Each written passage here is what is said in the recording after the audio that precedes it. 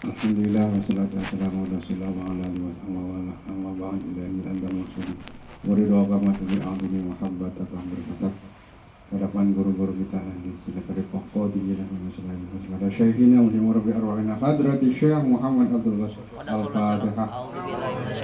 Bismillahirrahmanirrahim. Ya kana sa'i wa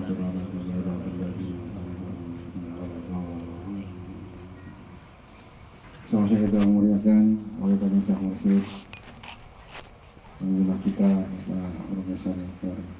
Adi, para pengurus madrasah PGN Subulaya Sinarasa di Depok, dari Parung, khusus kepada Sahibul Hajat, orang tua kita mungkin dan engkong King Kong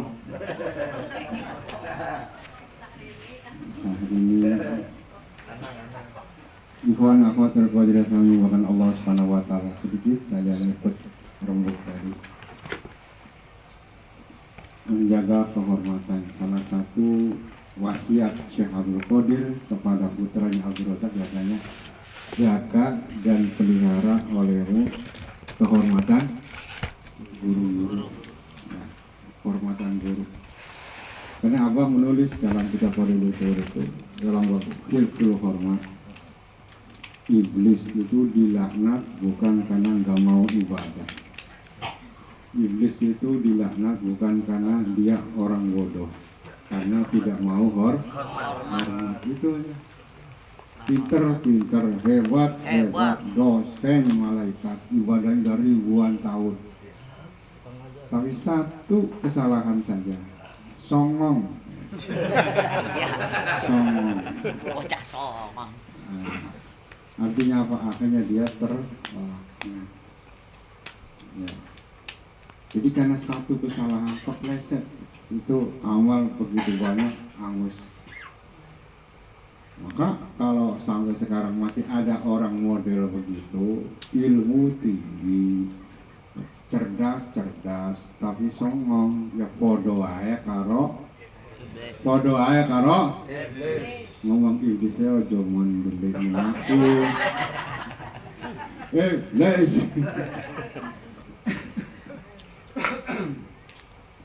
Maka dalam kitab Tanbih Wafidin Abu Lais As-Samarqandi menjelaskan aslul maksiati, salah satu pangkal maksiat itu tiga. Pokok asal maksiat itu tiga. Dari tiga ini berkembang. Yang pertama adalah al-kibru. Yang pertama adalah sombong. Sombong ini pangkal maksiat. Kalau orang sombong ini nggak bisa menerima nasihat orang lain, nggak bisa. Lu siapa? Nah, kalau dia pendidiknya lebih rendah, lu siapa? Lu sekolah aja kagak. Kalau umurnya lebih rendah, lu siapa? Lu tahu, lu kencing aja belum lurus. Kan ada nggak yang bilang gitu? Ada banyak. Padahal yang namanya orang ngasih nasihat itu kan kadang-kadang dari sebawah Imam Syafi'i aja pernah nganggap guru kepada seseorang yang anak kecil. Kenapa anak kecil dianggap guru? Karena Imam Syafi'i mau nyebrang, dia nggak tahu ini sungai dalam apa enggak. Akhirnya dikasih tahu, enggak dalam. Lewat. Itu anak kecil dianggap guru.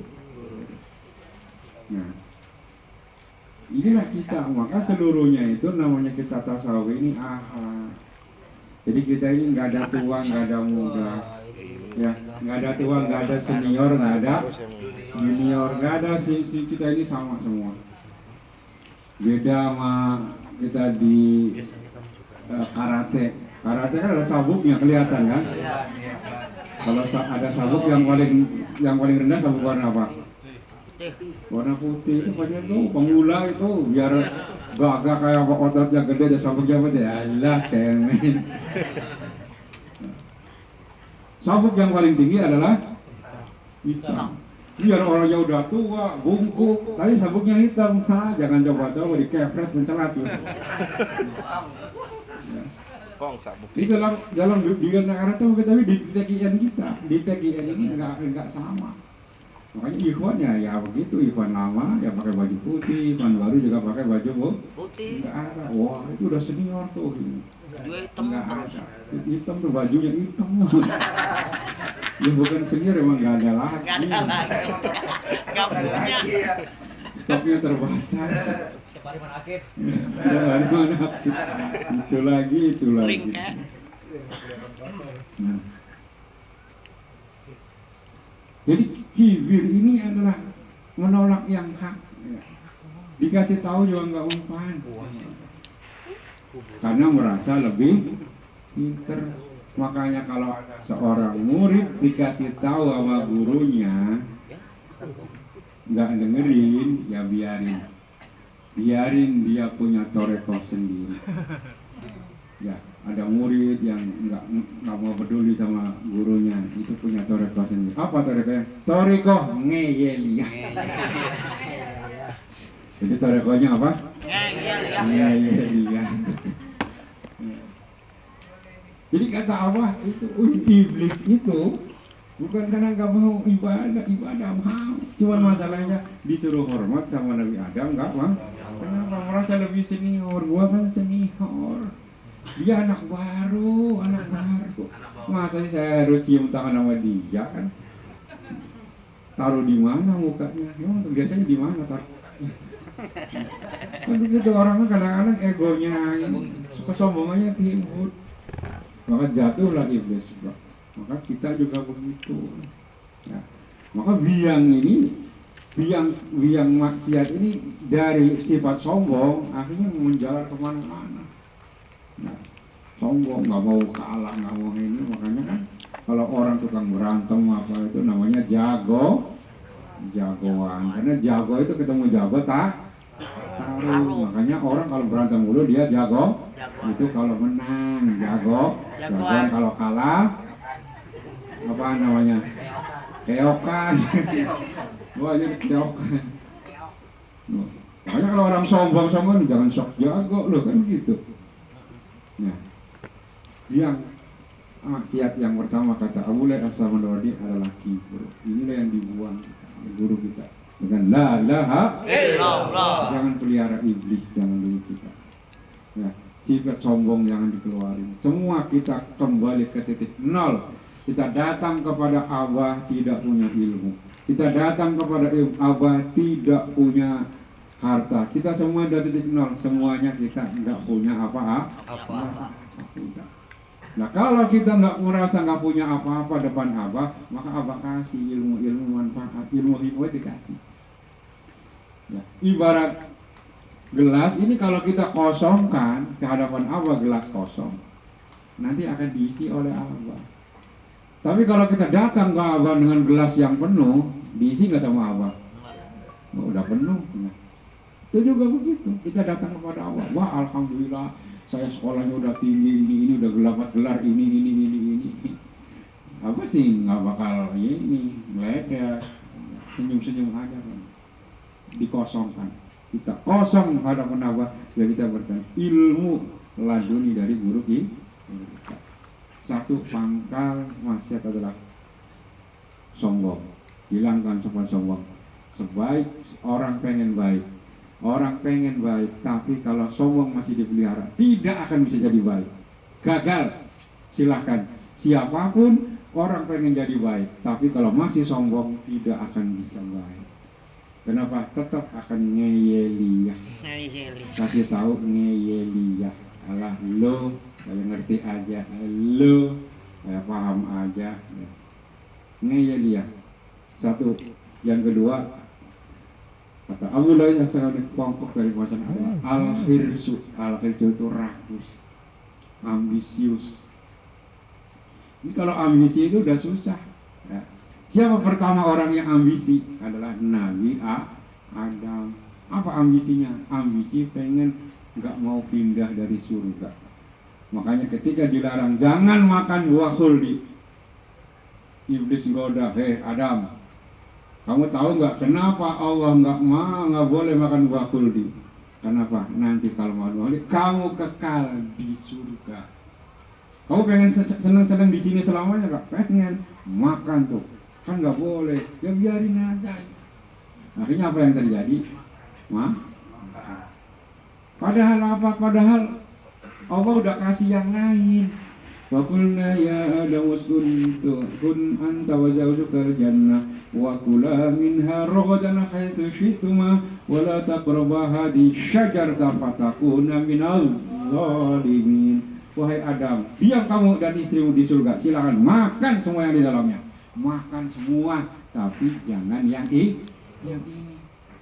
Kan enak banget tuh semua makan, tapi jangan yang ini. Silakan ada somai, ketoprak, gado-gado, makan semua. Asinan rujak, teh, kopi, susu campur, jahe, alah, silakan. Tapi jangan yang ini. Cilok makan, roti bakar, roti goreng, roti Bungkus. silakan, tapi jangan yang ini. Nah, tapi memang dasar rakus. Ya udah punya bagian begitu banyak, tetap masih pengen bagian yang lain. Pengen semuanya diambil, itulah nafsu. Ya. Rahwana itu orang sakti, sakti mandraguna. Siapapun nggak ada yang bisa ngalahin Rahwana. Rawaronte punya, Pancasona punya, dari Subali. Nah, ilmu banyak, kekuasaan banyak. Istri bukan saja dari manusia, dari bangsa, dari dompet itu Lengkap. Ya namanya Rahwan, orang sakti, istrinya dari bangsa jin, dari bangsa siluman apa. Kuasa.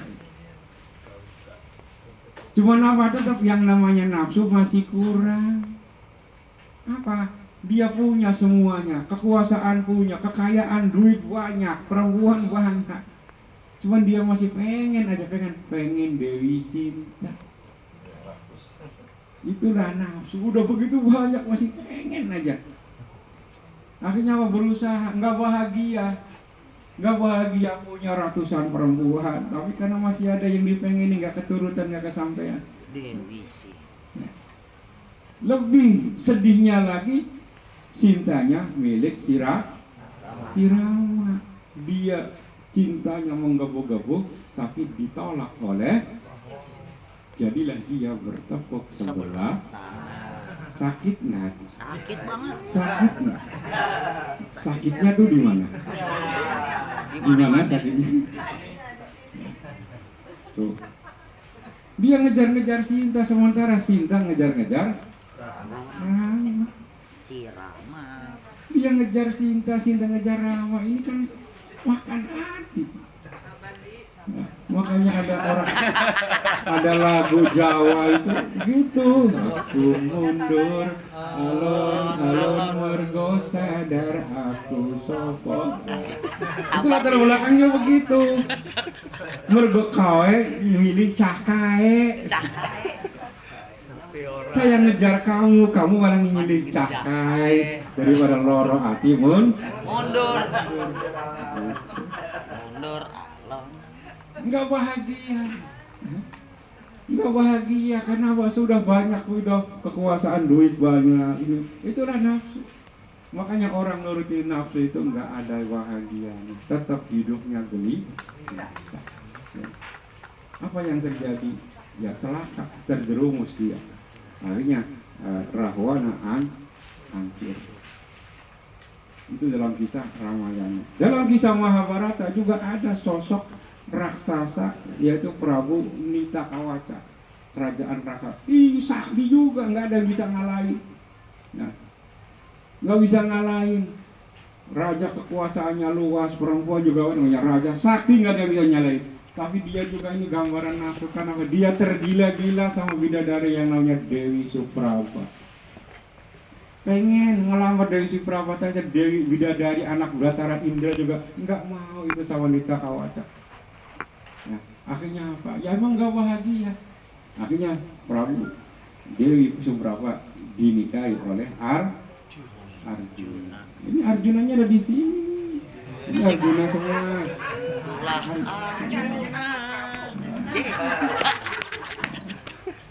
Slow. Jadi Kita ini oleh Allah udah dikasih jatah sendiri, dikasih rezeki sendiri bagian masing-masing. Kalau masih pengen udah dikasih bagian masih pengen punya orang lain, itu namanya itu orang-orang yang sekarang di Cipinang, di Sukamiskin, di Nusa Kambangan itu rata-rata begitu. Dia udah punya jatah sendiri, malah jatah orang lain. Ya memang begitu. Kalau matanya nggak merem, makanya kita dikit itu merem. Ya, udah merem, biar udah nikmati yang di dalam, udah apa adanya. Punya istri cerewet, udah nikmati cerewetnya. Yuk. Nggak boleh ngomong begini. Kena nih. Pokoknya dinikmati. Jadi nikmati. Ya, seorang suami punya istri, istrinya gemuk, alhamdulillah. Istri saya gemuk, nggak dikasih makan juga tetap. Punya istri kurus, alhamdulillah, enteng badannya. Kalau naik becak gampang. Ya, bayangkan yang laki gendut, yang perempuan gemuk. Gitu. Mang, becak, mang. Ada orang becak? Enggak, narik.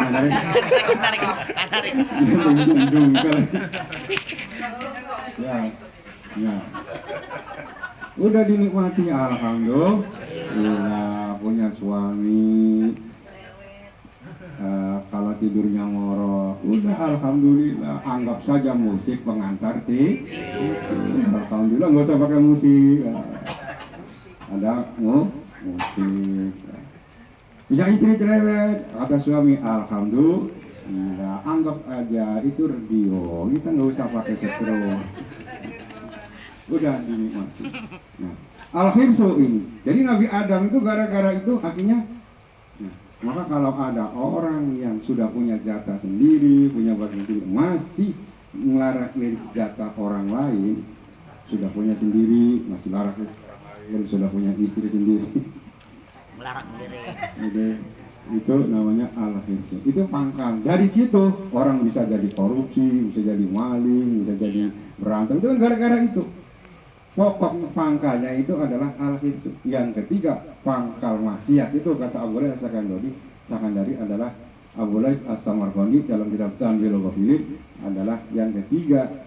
Pangkal maksiat itu adalah hasad, dengki, iri dan dengki, iri lan ngeri, suciye tonggo, mulo atine peteng lan isto. Ngiri terus, ngiri sama tetangga, ngiri terus, itu penyakit.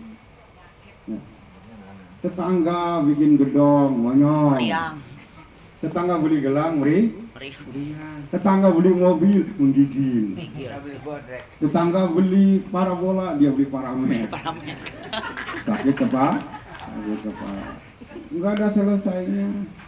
Nah, ini ngiri terus. Siapa yang pertama ngiri? Yang pertama kali ngiri siapa? Qabil, peristiwa Qabil dan Habil, dua anak Adam. Istri Nabi Adam, Siti Hawa, itu sekali melahirkan langsung dua. Langsung lahir dua, laki perempuan.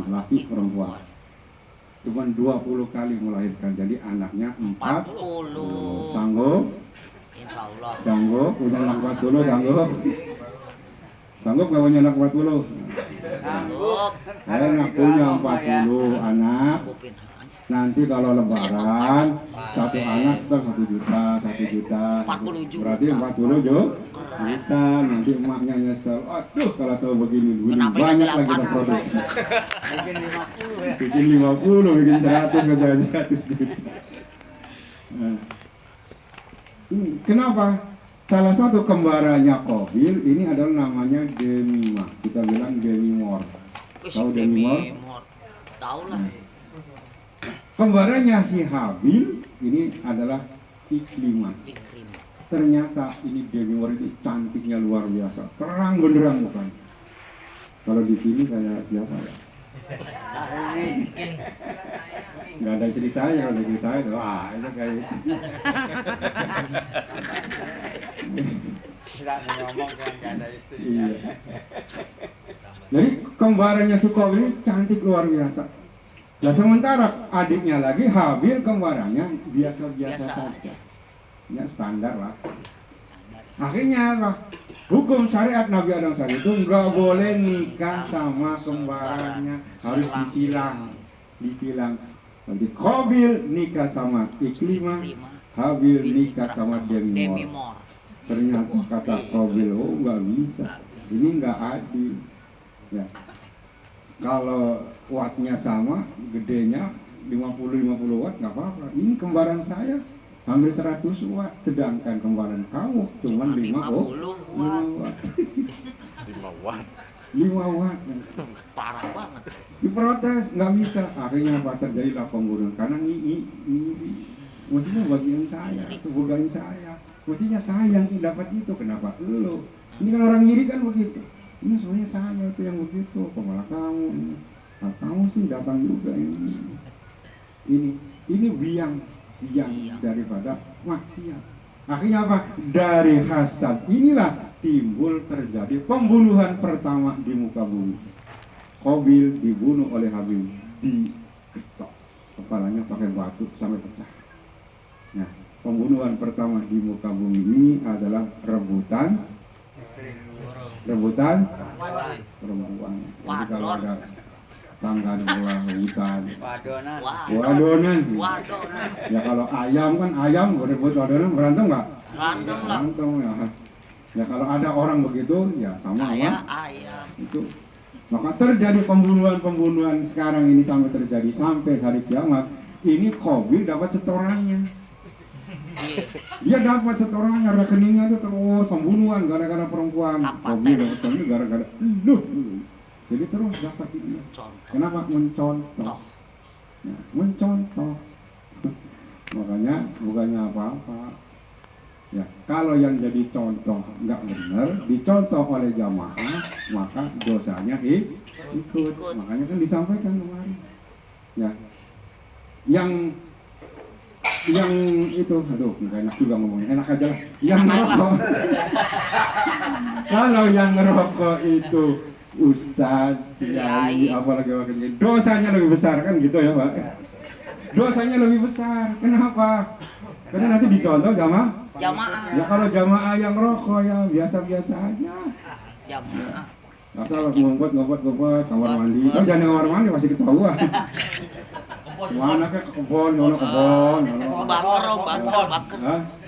Baker. Pohon, jangan dapat gua. Waktu mana kip datang. Dari mana? Biasa nyari warung. Warung kebon.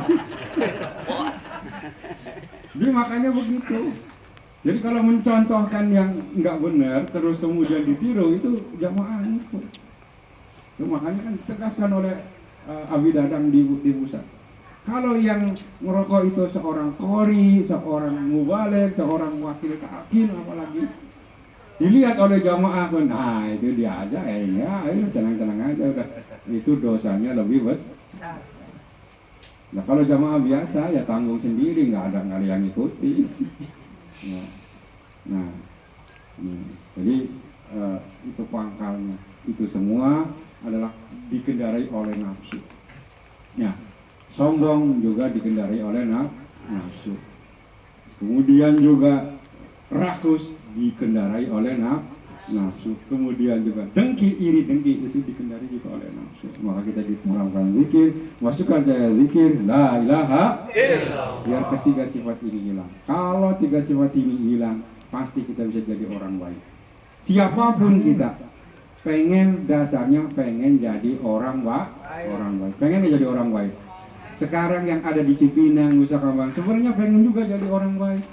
Tapi pengen jadi orang baik, ada yang berhasil, ada yang enggak. Pengen baik, cuma enggak bisa. Kenapa? Karena tiga sifat dipelihara. Satu sombong, yang kedua rakus, yang ketiga dan kalau tiga sifat masih dipelihara nggak akan bisa kita jadi orang baik. Kalau tiga ini hilang, kita ada harapan jadi orang baik. Berkah semuanya, segalanya, selamanya. Terima kasih. Bang, mungkin istiqomah kita semua juga mudah-mudahan kita semua diaku jadi murid Abah. Kita bertemu dengan Abah dunia akhirat. Kita Ya, pelan-pelan ikut abah ya, semaksimal mungkin kita semua ikut beliau sejak beliau sehingga kita semua meskipun tertinggal tapi kita tidak tersesat dalam. Amin ya rabbal alamin. Barakati Allah al-Fatihah.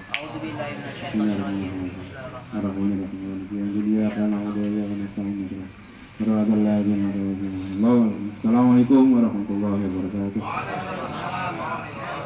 Allahumma